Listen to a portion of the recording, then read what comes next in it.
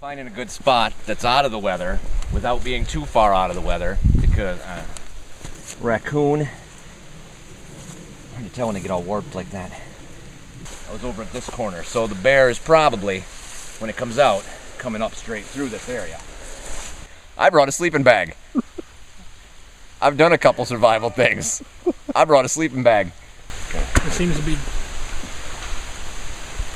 something big.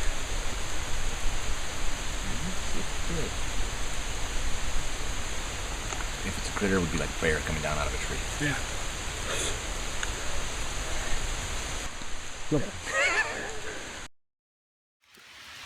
I'm waiting, Jeff. Show me some survival. You got a mini fridge in there? No. Oh, shoot. I guess it's a good thing I forgot beer then. Because damned if I'm going to drink it warm.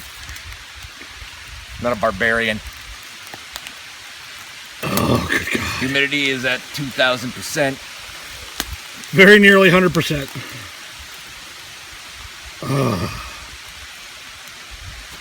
100. I mean, okay, 100% humidity. Isn't that like rain? Water. That's like living in the ocean. What's the humidity? 100%, because it's all water. Which actually, that's probably a good thing, Jeff, because now we can just swim back to civilization. I float well. Good. You shouldn't have a problem dragging me. I'm sure I could construct a couple of rude paddles too, and sail my fat ass back home. all right, let's see what I brought. There you go. Okay. So what we have here is I've put together a basic little survival kit of my own devising. Quite proud of it. Got a coffee can, and I got lucky. It's actually metal. So first, I thought it's great to store stuff in. So I have stored some things in here, and I just threw this together. You can put whatever you think you might need in here. Moist towelette, instant coffee, shoelace, and here we got some little things, some candy, peanut butter. Sugar's a good thing, actually, because it only will keep your blood sugar going. It actually will help keep your morale up if you're keep you from getting depressed. So if you can have little bits of sugar, that's good. It's got some non-dairy creamer and some salt. Salt's another good thing to have because your body needs salt, and you can't always find it when you're out in wild places. So there's that. Is that why you lick toads? That's exactly why you lick toads. Salt. And here we've got matches. And you rat. Some more tissues. Another moist towelette. I don't know why that one's with that. And a hand warmer. Just a cheap little pocket knife. More shoelace. And some fishing wire. So I've got that. And then you're left with this itself. And I rigged up a little handle here. Fits on the side so you can hold it. Or, this really took forever to make. If I can get it off of here. It's brand new. I haven't tried it out yet.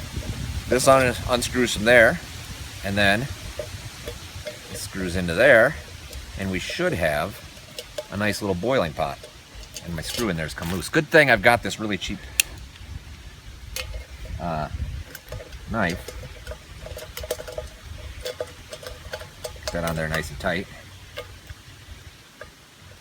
Maybe like a screwdriver or something is something I should have brought. Anyway, now we've got a little boiling pot. So hopefully this will hold up to it. So we're field testing it today. I'm going to try to use this to make some coffee. Ironically, since it's a coffee. So we'll see what happens. We're going to put some water in it and give it a boil. Worst case scenario, we die of some sort of metal poisoning.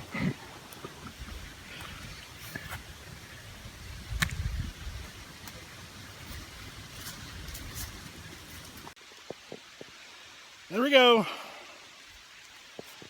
Doesn't every survival situation require a battery pack? Yeah, very nearly. I thought so.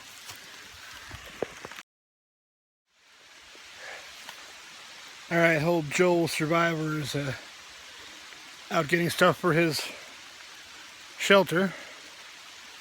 It's raining cats and dogs. Here's what I got. I got basically a tarp thrown over a couple branches. And my main concern with all this is the camera gear. So it's staying a lot drier than I am. It's all down in there. Protected. Dry. I'm getting wetter than hell. And of course, my main focus is recording all this. So he's making his shelter awesome. I can just sleep under a tarp. So that's gonna be fun. Got me some knives to play with. It's always fun to play with knives in the woods, huh, kids?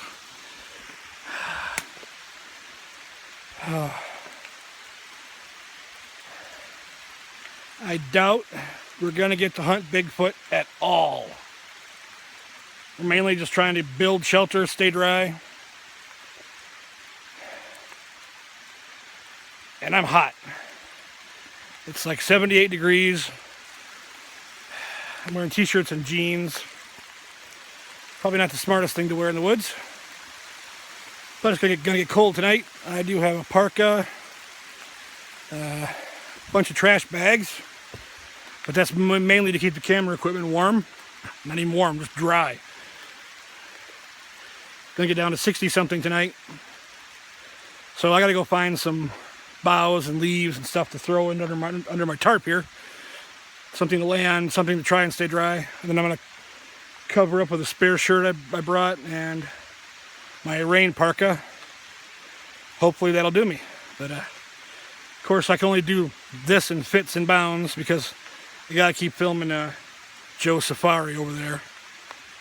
Mr. Survival.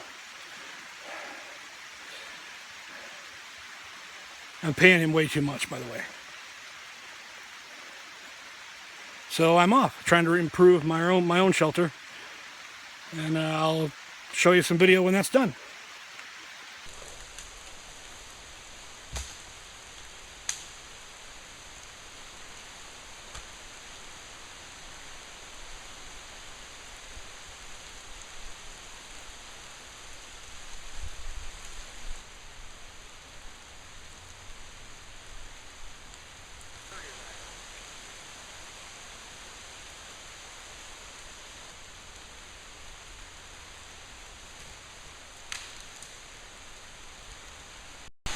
I'll be able to get enough to put other materials, branches, cattail stalks, things like that, to put over top of that and create the roof. So now I just need to tie these down and then see what I can find to create a waterproof barrier for me.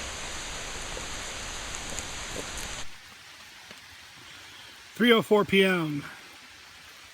Camera light is on because it is so stinking dark out here.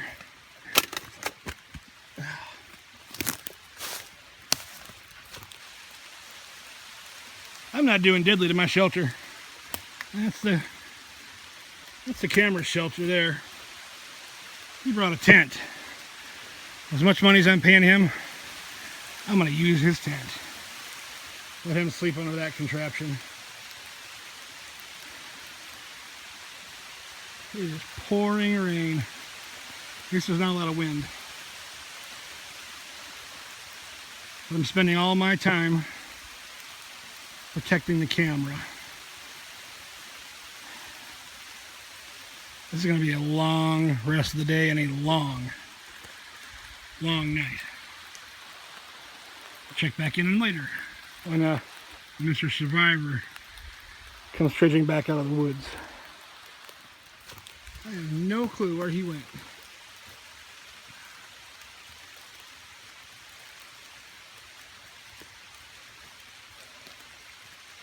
Other than maybe down there to the swamp. You said cattails.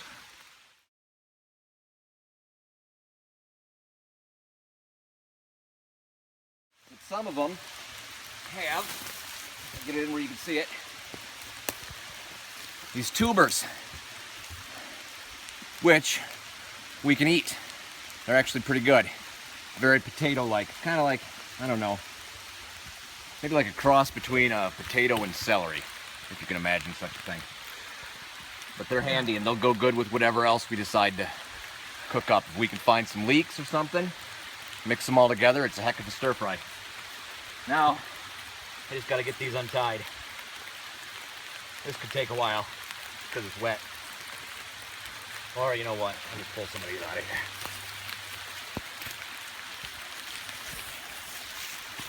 I can almost guarantee I'm not going to have enough to completely cover my shelter. But it was exhausting work.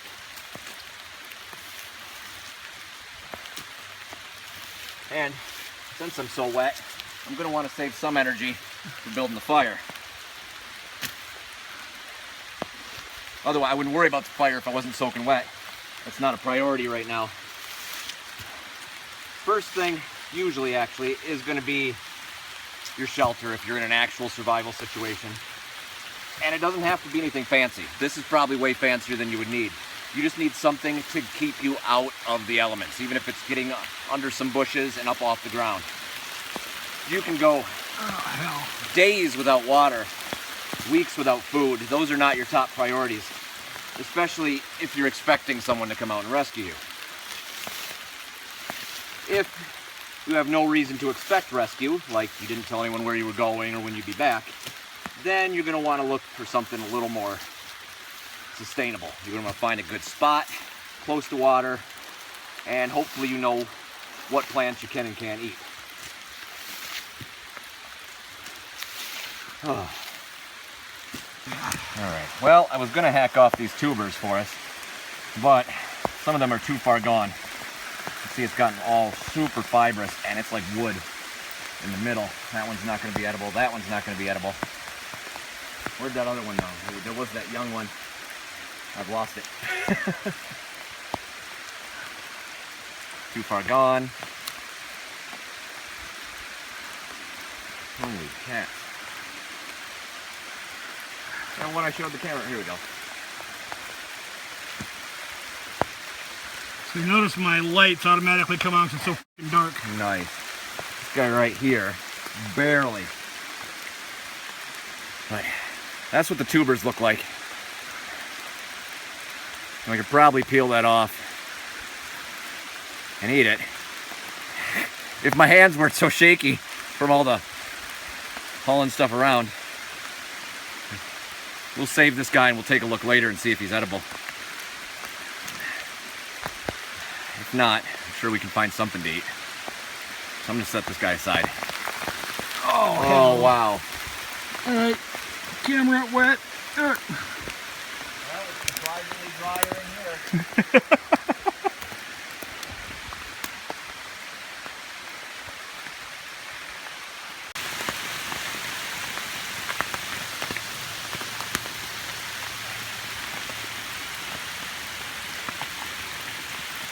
It's raining so much, it's even coming down the trees in my shelter.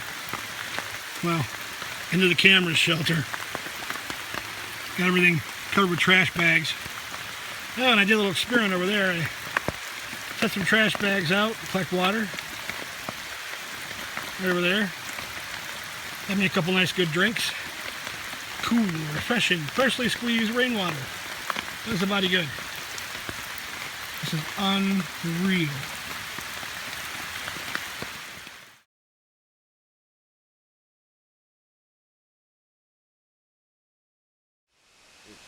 And so to think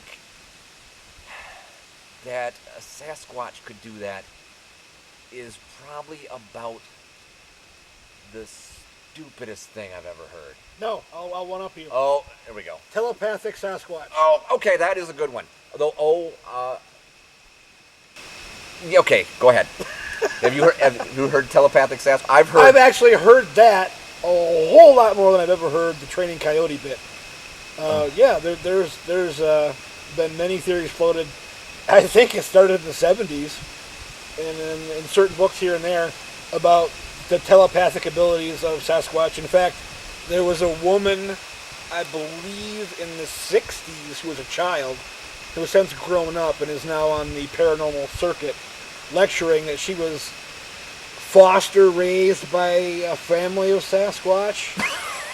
I'm not kidding. There's a book out there. I'll Google it and I'll put a link. Yes, I want to read this because it sounds entertaining. And she had encounters with this Sasquatch family as a child, and she would go back to her family farm or family home land that this occurred on every certain often when she was telepathically asked to return for visits. Hold on. I've got a tightening somewhere inside my head. So I'm asking this other... I'm sorry, Jeff. I'm feeling a call. I must go to my master's.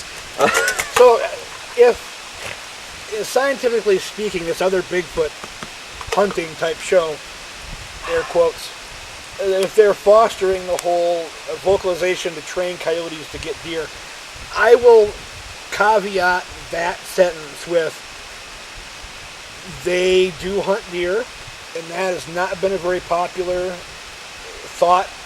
Herbivore. Sasquatch has always been attributed to an herbivore. Scientifically speaking, that is impossible. But I knew from my own encounter that Sasquatch was a meat eater and in fact did track deer. So I will say that part of their ridiculous asinine statement holds a lot of truth because it's a recently new development, and it came out of Ohio in the mid-90s that someone put forth a theory that Sasquatch hunted deer. Mm-hmm. And that was something I've been a proponent of since August 25th, 86 during my encounter, which I'll expound on later. But I will give them that one kernel of truth wrapped in the hot dog of insanity that is. I could definitely see that. But do they, by putting this training, the dog, the canine family, to hunt deer, have they actually said they use vocalization, or are they stepping out into the ledge that the Bigfoots are telepaths? Well, either way is kind of ridiculous. I mean, because you talk to anyone who trains dogs, like hunting dogs, and we're talking animals that have been bred for specific traits for generations, and hundreds and hundreds of years, and they will tell you that it's not easy.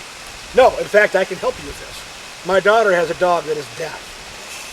We didn't know that until she was about a year old, and she went to the vet, and the vet diagnosed her as being deaf. We just thought she was stupid.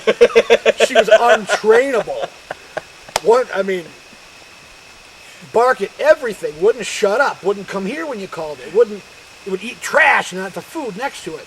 But when we found out it was deaf, we took that into account. It's a very well-trained dog, and she has a set amount and type of hand signals that she understands now because we've been working with her. Right. And what we found out is she was part Dalmatian. Dalmatians are the favorite of firehouses because they're deaf. Oh. The alarms going off don't startle the dog, but they sense the vibrations and they'll start barking and alert. So that's the tradition of Dalmatians being firehouse dogs. I didn't know. See, I've learned something today. I'm not even on camera. I've learned something today. And we learned that when we found out my daughter's dog wasn't an idiot. She was just deaf. So we have a special needs dog in the family, and the family adapted.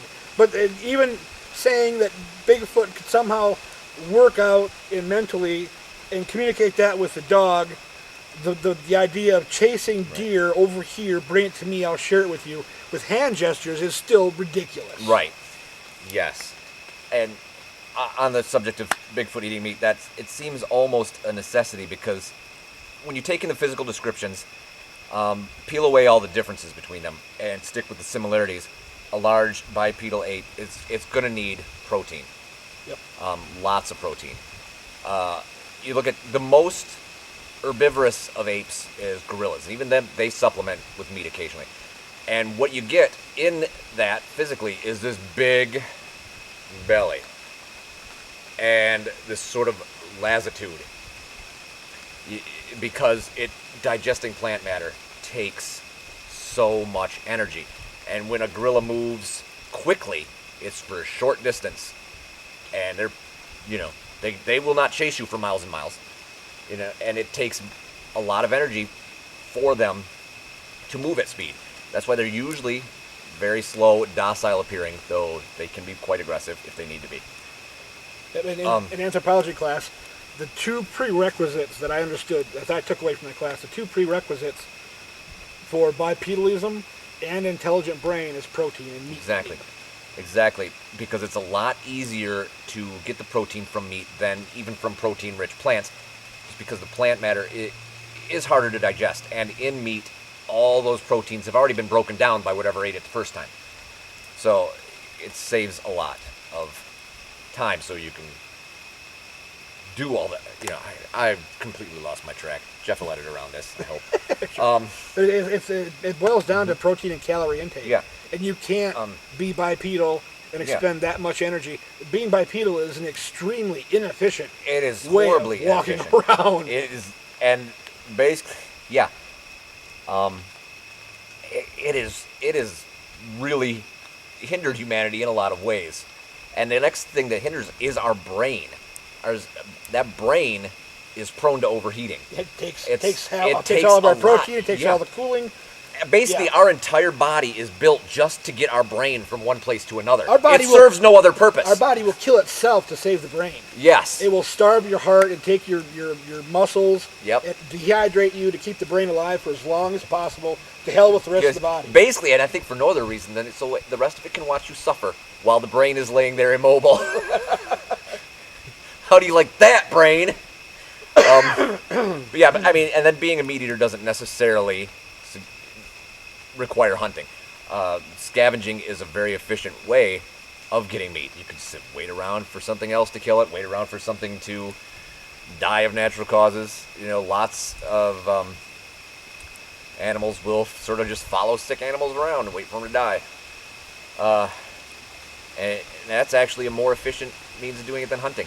Yeah. Because hunting, especially without the advantage of a ranged weapon, expends a lot of energy. And because if you have to chase something, you're almost going to burn up more energy than you're going to spend getting it.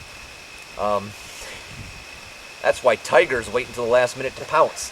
They wait till they're right on top of you anyway. They let the whole herd pass them by. Tigers, lions, they will crawl up to something, get as close as they can, and then they will chase at it, and that thing keeps running. And most of the time, they're like, never mind, I'll get the next one. You know? And just when you see a lot of predators, you know, like, and they spend most of their day just laying around. And then they'll go hunt, kill something, all right, and then they'll eat, and they'll gorge themselves, and then they'll lay around. Because it's like, whew, that was exhausting. Scavengers, on the other hand, tend to be a little more active. Don't quote me on that. I mean, you know, there's, you know what, there's probably instances both ways, one or the other, and depending on which way you want to lead. But, yeah, what were some other things we were going to talk about before we got complaining about telepathic Sasquatches? That's pretty much a show-stopping idea right there. Sasquatch turning invisible. Have you heard that one? No. Yeah, I heard that they can turn invisible. Well, that would kind of blend in with the spiritual earth animal that pervades Native American religions. Right. So I think that idea comes from that. So the Native Americans based parts of their religion on the Bigfoot. Right. And it would be easy to make that leap to turning invisible if you've got something that can just blend in if it holds still. We, in this very woods, paintballing it, remember? Oh, yes. Yes. And our friend who we're here with was in his bow hunting ghillie suit. I saw him exactly one time. Yes, we walked past him within feet several times. Never saw him. I saw him exactly one time. Yep. I circled around to get him. He was gone. I know, and I don't think he even moved. Probably not. And so if you've got a large, sort of like bland-colored shaggy animal, and it can walk behind a tree and disappear just by not moving, I mean, you would go, oh my gosh, it's turned invisible. Right. You know, that's really... The lowest common denominator of thought. You know, especially if you say it was a really, really stupid person that saw it. Or this guy, or you tell the story exactly as it happened, and that guy tells it to another. And we've all played telephone. Yep. And by the time it gets to person number 12, and then it just mysteriously vanished in a puff of smoke, you know, or as it was breathing fire and shot into the air, throwing flaming balls of feces. It's... I can't believe there's still film on going on that. There he goes. It's time to swap it out. Where did I put my...